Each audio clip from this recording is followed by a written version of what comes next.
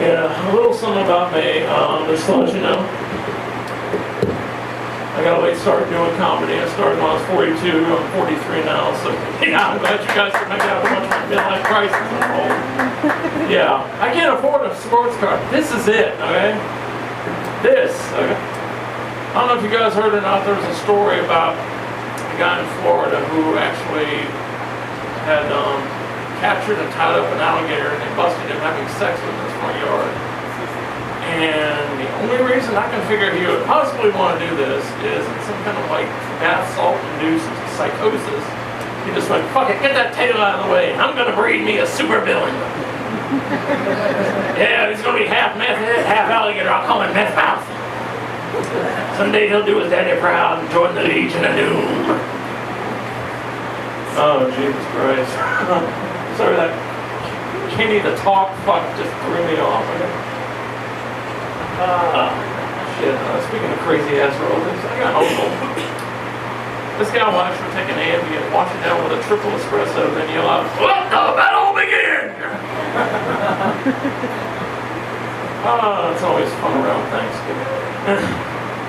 But, goddamn, you ever see that FarmersOnly.com commercial they did a couple years ago?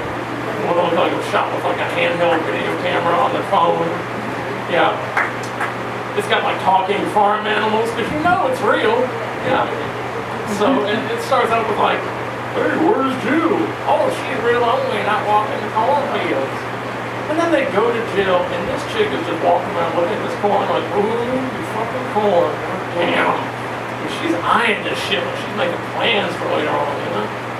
He's like, I'm gonna pick 3 of the fattest ears I can find and go get a few shrooms out of the cow pasture and have me a good time tonight. Find her at like 2 in the morning, just tripping her ass off up on the road, making cream style out of this shit, you know? Wearing it down to the cob, because that's the part that tickles. Yeah, I get the feeling as long as there's a produce department at Walmart, Jill's never gonna be lonely, alright? Oh, Mr. Crookneck Squash, you always know the right spot to hit. Oh, where's your buddy the eggplant? I'm feeling adventurous. Oh.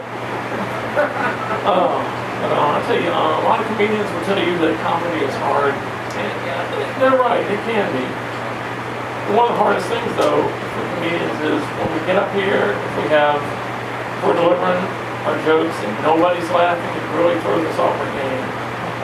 Really bad night, we might even get heckled or even booed off stage, you know? I used to be a pro wrestler.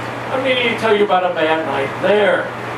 A bad night there is when you got an opponent who's 6'10", 370 pounds, and before he shows up to the arena, had somewhere between 2 and 7 shots of tequila. Somewhere around shot 4 or 5, he decided, I don't like your fucking ass one bit. So, yeah, about 5 minutes into this match, he's decided, things are dragging a bit, so we're going to spice it up with a steel chair. If I get booed or heckled while I'm up here, it's going to bum me out. There, I start hearing boos and heckles. I just start yelling at the crowd, God damn it, stop it, you're just encouraging it, Jesus! 911! 911! Let's tell the paramedics to look for the unconscious fat guy who's bleeding into both ears and just shit all over himself! I have never been booed off stage and had it result in me actually forgetting 2 days of my own life and my own middle name.